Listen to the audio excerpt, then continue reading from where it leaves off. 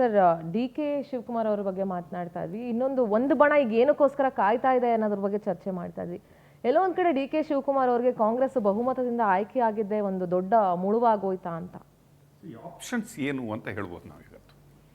Weather ಅಲ್ಲಿ ಶಿಂದೆ ಯಾವ ರೀತಿಯಲ್ಲಿ ಅಲ್ಲಿ ಮಹಾರಾಷ್ಟ್ರದಲ್ಲಿ ಇಡೀ ಶಿವಸೇನೆಯನ್ನು ಮುಳುಗಿಸ್ಬಿಟ್ಟು ಆ ಕಡೆ ಹೋಗ್ಬಿಟ್ಟು ಸರ್ಕಾರ ಮಾಡಿದ್ರ, ಆ ಆಪ್ಷನ್ಸ್ ಕರ್ನಾಟಕದಲ್ಲಿ BJPಗೆ ಕಾಂಗ್ರೆಸ್ ಸರ್ಕಾರವನ್ನು ಒಡೆದು ಸರ್ಕಾರ ಮಾಡುವ ಒಂದು ಚಾನ್ಸ್ ಇದೆನಾ ಅಂತ.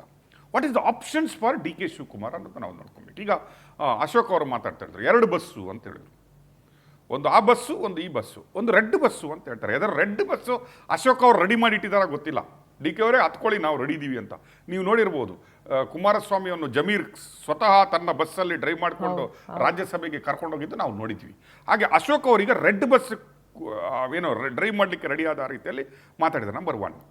ನಾವು 146 to 148 ಅಂದರೆ BJPಯಿಂದ ಹೋದಂಥ ಇಬ್ಬರು ಇದ್ದಾರೆ. ಒಂದು ಹೆಬ್ಬಾರ್ ಅವರು ಮತ್ತು ಎಸ್ ಟಿ ಸೋಮಶೇಖರ್ ಅವರು ಇದ್ದಾರೆ.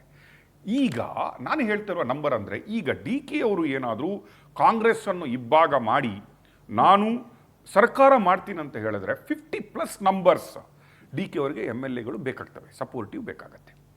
ಅದನ್ನು ಮಾಡೋದು ಅಷ್ಟು ಈಸಿ ಅಲ್ಲ. ಆಯಿತು, ಅದನ್ನು ಏನಾದರೂ ಮಾಡಿದರೂ ಕೂಡ ಡಿ ಕೆ ಅವರು ಆ ಕಡೆ ಹೋದರೆ ಅಲ್ಲಿ 12 JDS ಇದೆ ಅಲ್ವಾ, ಅವರು ಇವರನ್ನು ತಡ್ಕೊಳ್ಬಹುದಾ ಅಥವಾ ಕುಮಾರಸ್ವಾಮಿ ಅವರು BJPಯಿಂದ ಹೊರಗಡೆ ಬರ್ಬೋದಾ ಅನ್ನುವ ಇನ್ನೊಂದು ಫಾರ್ಮುಲಾ. ಅಥವಾ BJPನ JDS ಹೊರಗೆ ಕಳಿಸಬಹುದು. That is another formula. ಅಷ್ಟಾದ್ರೆ ಪುನಃ ನಂಬರ್ಸ್ ಜಾಸ್ತಿ ಆಗಬೇಕಾಗತ್ತೆ.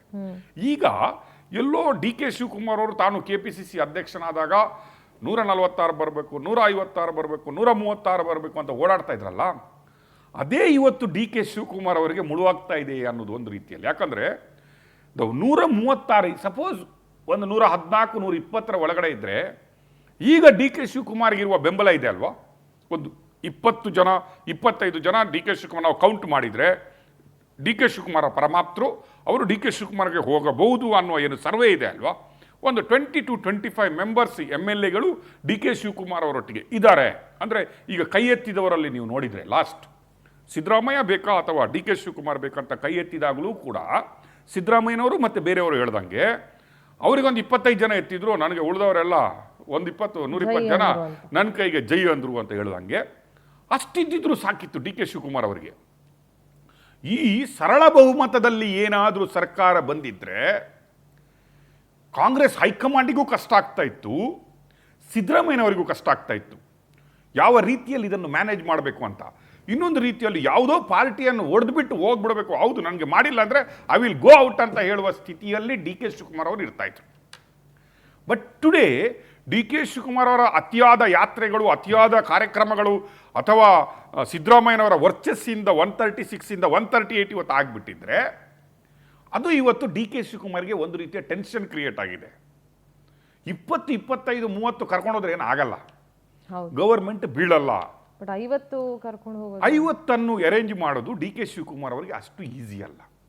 ಇಂಥ ಟೈಮಲ್ಲಿ ಡಿ ಕೆ ಶಿವಕುಮಾರ್ ಅವರು MLAಗಳನ್ನು ಡಿಪೆಂಡ್ ಮಾಡೋದಕ್ಕಿಂತ ಜಾಸ್ತಿ ಹೈಕಮಾಂಡನ್ನು ಡಿಪೆಂಡ್ ಮಾಡ್ತಾ ಇದ್ದಾರೆ ಅನ್ನೋದಕ್ಕೆ ರೀಸನ್ ಈ ಸೇಸ್ ನನ್ನ ಪಕ್ಷನಿಷ್ಠೆ ಮತ್ತು ನಾನು ಏನೇನು ಮಾಡಿದೆ, ಯಾವುದ್ಯಾವುದು ಸ್ಯಾಕ್ರಿಫೈಸ್ ಮಾಡಿದೆ, ನಿಮಗಾಗಿ ನಾನು ಜೈಲಿಗೆ ಹೋದೆ, ಪಾರ್ಟಿಗಾಗಿ ಜೈಲಿಗೆ ಹೋದೆ, ಸೋನಿಯಾ ಗಾಂಧಿಗಾಗಿ ನಾನು ಜೈಲಿಗೆ ಹೋದೆ, ನನ್ನ ಪರ್ಸನಲ್ ಅಜೆಂಡಾಗಾಗಿ ನಾನು ಜೈಲಿಗೆ ಹೋಗಿಲ್ಲ, ನನ್ನನ್ನು ಟಾರ್ಗೆಟ್ ಮಾಡಿದ್ದು ಯಾಕಂದರೆ ನಾನು ಗೌರ್ಮೆಂಟ್ ಉಳಿಸ್ಲಿಕ್ಕೆ ಟ್ರೈ ಮಾಡಿದೆ. ಆ ಕಡೆ ನೋಡಿದ್ರೆ ಗುಜರಾತ್ ಎಲೆಕ್ಷನ್ ಇರುವಾಗ ಇಲ್ಲಿ 10 ಜನವನ್ನು ಬೆಂಗಳೂರಲ್ಲಿ ರಾಮನಗರದ ರಿಸಾರ್ಟಲ್ಲಿ ಇಟ್ಕೊಂಡೆ, ಅಲ್ಲಿಗೆ IT ರೈಡ್ ಮಾಡಿದ್ರು.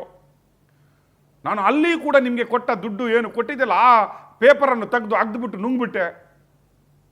ನಿಮಗಾಗಿ ನಾನು ಏನೇನು ಮಾಡಿಲ್ಲ. ವಾಟ್ ಆಲ್ ಟಾರ್ಗೆಟ್ ಮೋದಿ ಸರ್ಕಾರ ಮಾಡ್ತು ಅದು ನನ್ನ ಪರ್ಸನಲ್ ಅಜೆಂಡಕ್ಕಾಗಿ ಮಾಡಿಲ್ಲ, ನಾನು ಪಕ್ಷದೊಟ್ಟಿಗೆ ನಿಂತ್ಕೊಂಡೆ, ಅದಕ್ಕಾಗಿ ನನ್ನನ್ನು ಹೊಡೆಯಲಿಕ್ಕಾಗಿ ಈ ಒಂದು ಪ್ರಯತ್ನ ಆಯಿತು. ಆ ನಿಷ್ಠೆಯನ್ನು ನೀವು ನನಗೀಗ ತೋರಿಸ್ಬೇಕು. ನಾನು ಪಕ್ಷ ನಿಷ್ಠೆಯನ್ನು ತೋರಿಸಿದ್ದೀನಿ. ಶಾಸಕರು ನನ್ನೊಟ್ಟಿಗೆ ಇರ್ತಾರ ಬಿಡ್ತಾರ ಗೊತ್ತಿಲ್ಲ, 25 ದಿನ 125 ದಿನ ಗೊತ್ತಿಲ್ಲ. ನಾನು ದುಡ್ಡು ಖರ್ಚು ಮಾಡಿದ್ದೀನಿ, ನಾನು ಓಡಾಡಿದ್ದೀನಿ, ನಾನು ಪಕ್ಷ ನಿಷ್ಠೆಯನ್ನು ತೋರಿಸಿದ್ದೀನಿ. ಕಳೆದ ಸಿದ್ದರಾಮಯ್ಯನವರ ಸರ್ಕಾರದಲ್ಲಿ ನಿನ್ನ ಮೇಲೆ ಭ್ರಷ್ಟಾಚಾರದ ಆರೋಪವಿದೆ, ನೀನು ಮಂತ್ರಿ ಆಗಬೇಡ ಅಂತ ಹೇಳಿದಾಗ ನಾನು ವಿಧಾನಸೌಧಕ್ಕೆ ಕಾಲಿಡದೆ ಸದಾಶಿವನಗರದಲ್ಲಿ ಸುಮ್ಮನೆ ಕೂತ್ಕೊಂಡ್ಬಿಟ್ಟೆ. ಆದರೆ ಈಗ ನೀವು ನನ್ನನ್ನು KPCC ಅಧ್ಯಕ್ಷನನ್ನು ಮಾಡಿಸಿ ನನ್ನ ಹತ್ರ ಎಲ್ಲ ರೀತಿಯ ರಿಸೋರ್ಸ್ಗಳನ್ನು ನೀವು ಯೂಸ್ ಮಾಡಿ ಈಗ 136 to 138 ಬಂದಾಗ ಆಯಿತು, ಸಿದ್ದರಾಮಯ್ಯನವರ ವರ್ಚಸ್ಸಿಂದನೂ ಕಾರಣ ಆದರೂ ಅವರಿಗೆ 50% ಅವರಿಗೆ 50% ನನ್ನ ಕೊಡಿ, ನನ್ನ ನಿಷ್ಠೆಯನ್ನು ನೀವು ತೋರಿಸಿ ಅನ್ನುವ ರೀತಿಯಲ್ಲಿ ಇವತ್ತು ಹರಿಬಿಟ್ಟಿದ್ದಾರೆ. This is not a simple statement. ನೀವು ಹೇಳ್ದಂಗೆ ಏನೋ ಒಂದು ಇಮೋಷನಲ್ ಕ್ರಿಯೇಟ್ ಆಗಲಿಕ್ಕೆ ಅಥವಾ ಸೋನಿಯಾ ಗಾಂಧಿಗೆ ಗೊತ್ತು. No no no this impact is much more. This impact is much more than a simple emotional. It's like a warning. ಈಗ ನನ್ನ ಟೈಮ್ ಆಗ್ಬಿಟ್ಟಿದೆ, ನಾನು ಏನೇನು ನೀವು ಹೇಳಿದ್ರೆ ಮಾಡಿದಿರಿ, ಸುಮ್ಮನೆ ಅಂತ ಹೇಳಿದ್ರಿ. 2 ತಿಂಗಳ ಹಿಂದೆ ಬಂದು ಬಿಹಾರ್ ಎಲೆಕ್ಷನ್ ಆಗಲಿ ಸುಮ್ಮನೆ ಇದ್ಬಿಡು, ಸಿದ್ದರಾಮಯ್ಯನವರು ಕೈ ಎತ್ತಿದ್ರೆ ಕೈ ಎತ್ಸ್ಕೋ, ಸಿದ್ದರಾಮಯ್ಯನವರು ನಾನೇ 5 ವರ್ಷ ಅಂದರೆ ನೀನು ಬೆಂಬಲ ಮಾಡು, ಸಿದ್ದರಾಮಯ್ಯನವರೇ ಅಂತ ಹೇಳಿದ್ರೆ ಹೌದು ಇನ್ನು 5 ವರ್ಷ ಅವರೇ ಅಂತ ಹೇಳ್ಕೊತಿರ್ವು ಅಂತೆಲ್ಲ ಹೇಳಿದ್ವಿ, ಎಲ್ಲ ಹೇಳಿದೆ. ನಾವು ಕ್ರಾಂತಿಗೆ ಬಂದು ನಿಂತುಬಿಟ್ಟಿದ್ದೀವಿ. ರಾಜಣ್ಣನವರು ಕಾಳೆ ಊದಿದಂತಹ ಆ ತಿಂಗಳುಗಳಿದೆ ಅಲ್ವಾ, ಅದು ಬಂದುಬಿಟ್ಟಿದೆ. ಆ್ಯಂಡ್ ಎಲ್ರಿಗೆ ಗೊತ್ತಿದೆ something has to happen in November. Bihar election ಆದಮೇಲೆ ಏನಾದರೂ ಆಗಲೇಬೇಕು, ಒಂದು ಪುನರ್ರಚನೆ ಆಗಬೇಕು. ಪುನರ್ರಚನೆ ಆದರೆ ಒಂದು ರೀತಿಯಲ್ಲಿ DKಯ ಕನಸಿದೆ ಅಲ್ಲ, ನಾನು ಈ ಸಲ CM ಆಗ್ತೀನಿ ಅನ್ನುವ ಕನಸಿಗೆ ಬಾಗಿಲಾಕ್ದಂಗೆ. It's over for him for at least another 2.5 years. ಯಾಕಂದರೆ ಇನ್ನೊಂದು ಟರ್ಮಲ್ಲಿ ಅವ್ರು ಆಗ್ಬೋದು ಕಾಂಗ್ರೆಸ್ ಸರ್ಕಾರ ಬಂದರೆ. ಬಟ್ ಈ ಸಲದ ಮಟ್ಟಿಗೆ ಅದು ಆಲ್ಮೋಸ್ಟ್ ಕ್ಲೋಸ್ ಆದಂಗೆ ಅನಿಸುತ್ತೆ. ಇನ್ನೊಂದು ಕಡೆ ಸಿದ್ದರಾಮಯ್ಯನವರಿಗೂ ಚಾಲೆಂಜಸ್ಸು. ಹೌದು, ನಾನು ಈ ಸಲ ಲಾಸ್ಟು, ನಾನು ಫುಲ್ ಮಾಡೇ ಹೋಗ್ಬಿಡ್ತೀನಿ. ಅದರ ಒಟ್ಟಿಗೆ ನಂದು ಯಾರು ಸಹಚರರಿದ್ದಾರಲ್ಲ ಅವ್ರು ಬಿಡ್ತಾ ಇಲ್ಲ. ಅವರೆಲ್ಲ ಒಬ್ಬನನ್ನು CM ಮಾಡಿ ಹೋಗ್ತೀನಿ, ನಾನು ಇಳಿದು ತೊಂದರೆ ಇಲ್ಲ. ಈ ರೀತಿಯ ಒಂದು ಮಾತುಗಳು ಕೇಳಿ ಬರ್ತವೆ. ನಾನು ಇಳಿದ್ರೂ ತೊಂದರೆ ಇಲ್ಲ, ನಾನು ಇಳಿದ್ರೆ ಮಾತ್ರ DK ಶಿವಕುಮಾರ್ ಆಗಬಾರ್ದು ಅನ್ನೋ ಛಲ.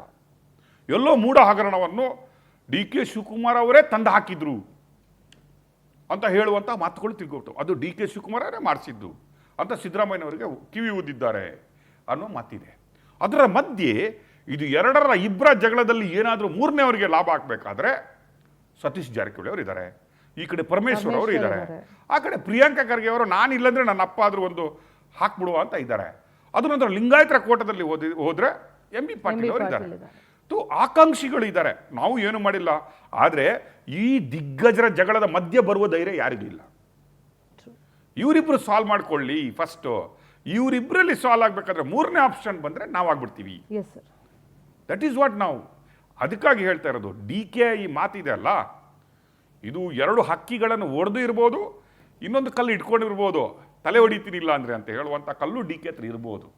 This is not a simple talk, emotional talk. ಇದು ಐ ಥಿಂಕ್ ಲಾಸ್ಟ್ ವಾರ್, ಇದು ಲಾಸ್ಟ್ ಸ್ಟ್ರಾಟಜಿ ಅಂತ ಹೇಳ್ತಲ್ವಾ. DK Shivakumar started the strategy. Yes right sir, thank you so much sir ಇವತ್ತಿನ ಚರ್ಚೆಯಲ್ಲಿ ಭಾಗಿಯಾಗಿದ್ದಕ್ಕೆ. ಎಸ್ ವೀಕ್ಷಕರೇ, ಇವತ್ತಿನ ಕಾರ್ಯಕ್ರಮದಲ್ಲಿ ಒಂದು ಸಾಕಷ್ಟು ವಿಚಾರಗಳನ್ನು ನಾವು ಚರ್ಚೆ ಮಾಡಿದ್ವಿ. ಒಂದು DK ಶಿವಕುಮಾರ್ ಅವರ ಸ್ಟೇಟ್ಮೆಂಟ್ ಇರಬಹುದು ಅಥವಾ RSSನ ಬಗ್ಗೆ ಸಂಪುಟ ತೆಗೆದುಕೊಂಡಿರುವಂತಹ ನಿರ್ಧಾರದ ಬಗ್ಗೆ ಚರ್ಚೆ ಮಾಡಿದ್ವಿ.